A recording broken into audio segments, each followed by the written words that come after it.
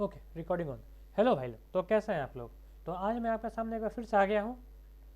तो आज हम लोग डिस्कस करने वाले हैं 16 फरवरी के इम्पोर्टेंट करंट अफेयर्स को, ठीक है ना।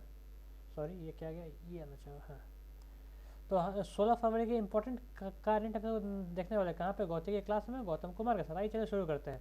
मैं आपको ये वीडियो शुरू करने से पहले मैं बता देना चाहता हूँ कि ये मेरे प्रीवियस वीडियो का डिटेल वर्जन है। जो मैंने आपको एमसीक्यू दिया था, ये इसमें हम लोग वही सारे एमसीक्यू को डिटेल फॉर्म में पढ़ने वाले हैं। तो आइए चलिए शुरू करते हैं। अब ये किसने टाइप कर दिया ऐसा? 16 फरवरी, सॉरी। हाँ, अब सही है। चलिए शुरू करते हैं। पहला है बिहार स्पेशल।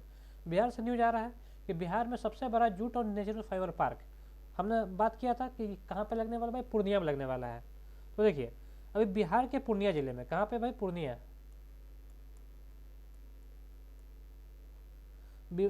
बिहार के पूर्णिया जिले में देश का सबसे बड़ा जूट और नेचुरल पार्क लगने जा रही है।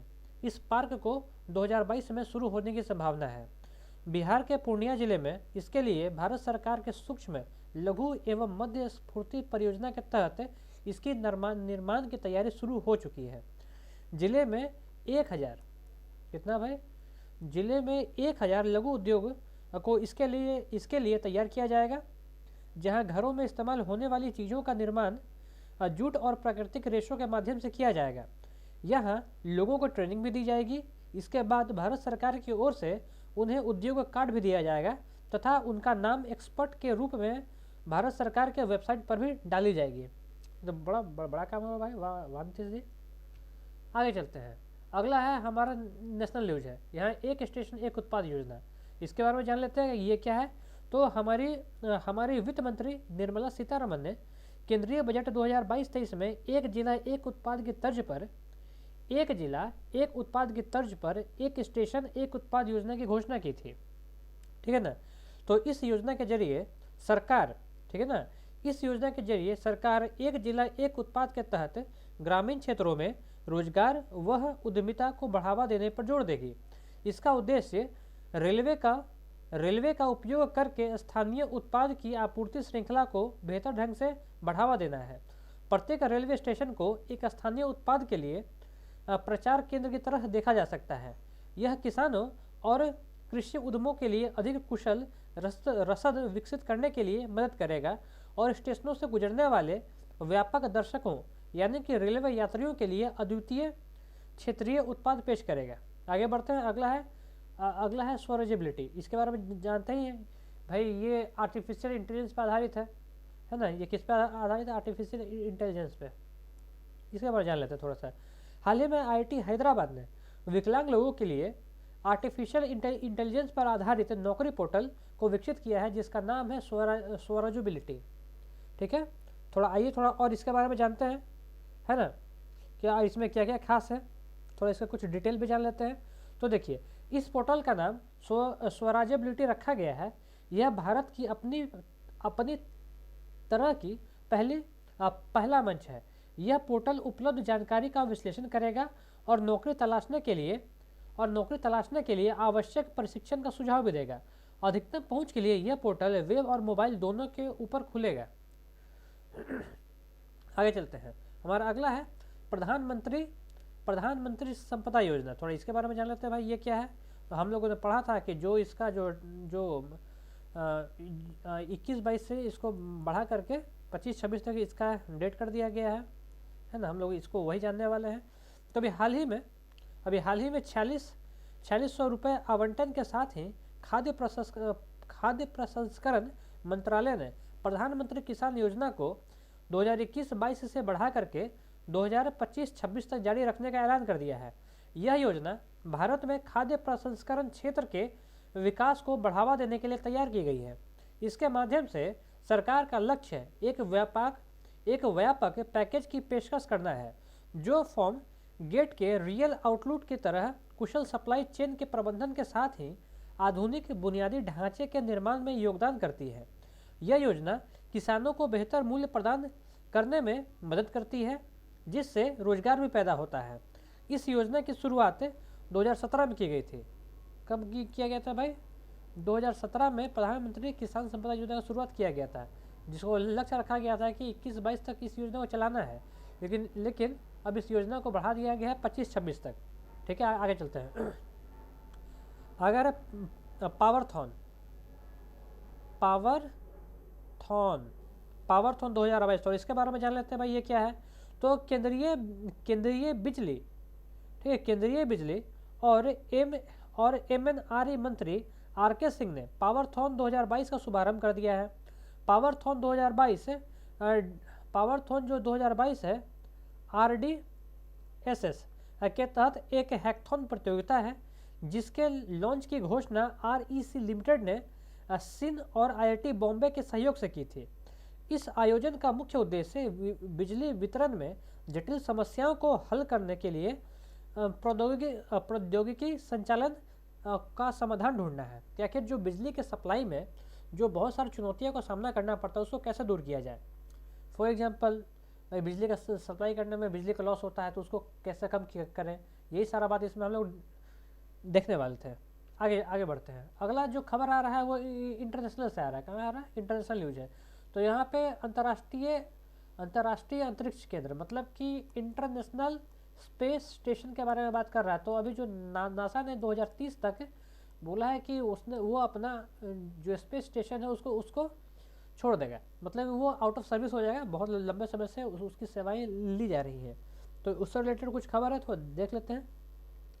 तो अभी हाल ही में अमेरिकी अंतरिक्ष एजेंसी नासा ने बताया है कि जो उनका स्पेस स्टेशन है का संचालन 2030 तक जारी रहेगा और इसके अगले साल वह प्रशांत महासागर के किसी भी एक पॉइंट पर जाके ये क्रैश कर जाएगा। ठीक है, तो इंटरनेशनल स्पेस स्टेशन को वर्ष 98 में लॉन्च किया गया था। कब लॉन्च किया था भाई? 1998 में इसको छोड़ा गया था, जो कि 2030 तक अपनी सेवाएं देगा। भाई बहुत बड़ा बात है। और 2031 में 2031 में ये ख़त्म हो जाएगा। ठीक है, थोड़ा सा और इसके बारे में जान लेते हैं। ठीक है ना। तो ये है जनवरी 2031 में कक्षा से बाहर चला जाएगा, जिसके बाद वह नाटकीय तरीके से नीचे गिरते हुए पॉइंट नेमो में स्कारपलेस लैंडिंग करेगा। पॉइंट नेमो ये प्रशांत महासागर में जो बोला गया ना कि कहीं पे लैंड करेगा, मतलब जहाँ भी इसे क्रैश होना है उसका नाम रखा गया है नेमो नाम रखा गया। ये वहीं पर जाके क्रैश करने वाला है। ठीक है, और थोड़ा और आगे बढ़ते हैं, है ना। ठीक है, अंतरिक्ष यान जब समुद्र में उतरेगा तो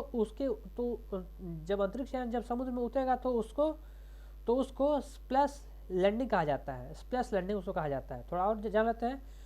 तो पॉइंट नेमो धरती से 2700 किलोमीटर दूर है और इसे अंतरिक्ष के कब्रगाह के रूप में जाना जाता है। यह उपयोग के बाहर हो चुके अंतरिक्ष केंद्रों, पुराने उपग्रहों और दूसरे मानवीय अवशेषों का अंतिम विश्राम स्थल है। यह समुद्र का ऐसा ध्रुव है जहां लोगों का आवागमन नगण्य है। इसे दक्षिणी प्रशांत सागर अनिवासी क्षेत्र भी कहा जाता है, जहाँ की कोई भी निवास नहीं करता है। और आगे चलते हैं। अगला स्टेट स्पेशल है।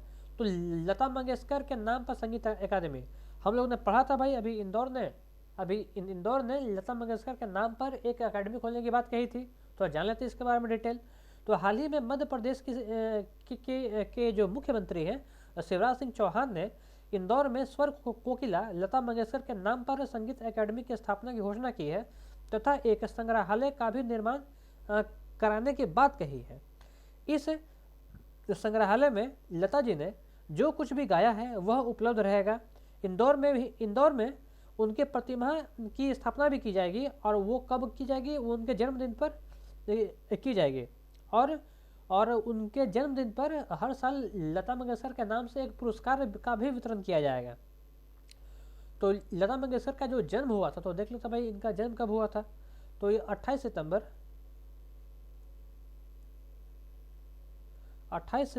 1929 में हुआ था। 28 सितंबर 1929 में इनका जन्म हुआ था। कहाँ हुआ था भाई? इंदौर में।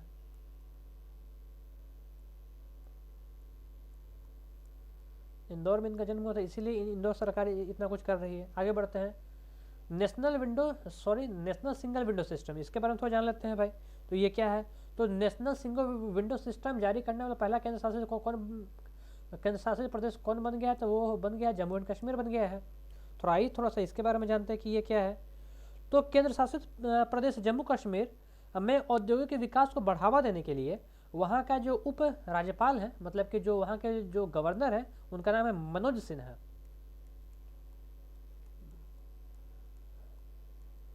मनोज सिन्हा ने Jammu Kashmir single window clearance system को लॉन्च कर दिया है। इसके तहत नेशनल सिंगल विंडो सिस्टम से जोड़ दिया गया है। तो जम्मू कश्मीर पहला केंद्र शासित प्रदेश है जिसे नेशनल सिंगल विंडो सिस्टम से जोड़ा गया है। जम्मू कश्मीर द्वारा लॉन्च सिंगल विंडो सिस्टम में 130 औद्योगिक सेवाएं ऑनलाइन की गई हैं। कितना? 130 औद्योगिक सेवाएं ऑनलाइन की गई हैं। इस साल 160 से अधिक सेवाएं जोड़ दी जाएंगी। अभी 130 है और आने वाले समय में 160 इसे बढ़ा के कर दिया जाएगा, मतलब उससे प्लस रहेगा। सारा सेवा ऑनलाइन ही मिलेगा यहाँ पे। आगे बढ़ता है न्यू अपॉइंटमेंट के बारे में। अब ठीक है, ये कहाँ से? एस उन्नी कृष्णन नायर। भाई उन्नी कृष्णन नायर के बारे में अब आपको क्या क्या ही बताएं, ठीक ना। यह विक्रम साराभाई अंतरिक्ष केंद्र के नए अध्यक्ष चुने गए हैं। डॉक्टर एस उन्नी कृष्णन नायर। और जो रवि मित्तल अभी ये भारतीय दिवालिया एवं शोधन अक्षमता बोर्ड के अध्यक्ष बन गए हैं। कि भाई जो बैंक में पैसा नहीं होता है तो ये उसका अध्यक्ष बन गया कि भाई पैसा कैसे निकलवाया जाए, बैंक को जितना घटा हुआ है उसको पैसा रिकवरी कैसे हो। तो ये इनका काम हो गया है। आगे बढ़ते हैं। डेथ लिली रे एक साहित्यकार हैं, ठीक है ना, और लेखिका भी हैं। ये क्या लेखिका है? ये किस भाषा में लिखती हैं? तो ये मैथिली में लिखती हैं। मैथिली, ये मैथिली में अपनी रचनाएं लिखती थी। तो जान लेते हैं। तो हाल ही में मैथिली भाषा की प्रसिद्ध लेखिका लिली रे का निधन हो गया है। लिली रे ने अपने जीवन काल में मैथिली साहित्य में बहुत सारे योगदान दिए हैं। उनके द्वारा रचित कहानी रंगीन पर्दा और उनका उपन्यास मरीचिका सबसे ज़्यादा चर्चित रहा है। जो कहानी जो है वो है रंगीन पर्दा और ये है कहानी। ये कहानी जो कि बहुत फेमस रहा है। और इन्होंने एक उपन्यास लिखा था मरीचिका।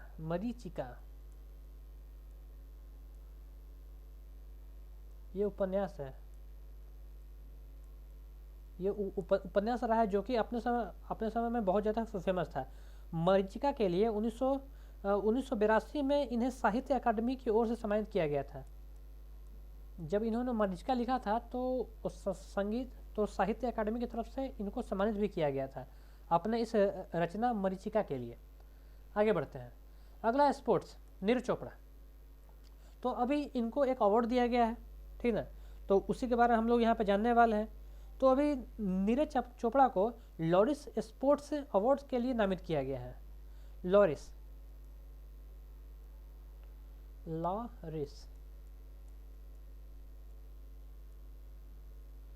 स्पोर्ट्स है।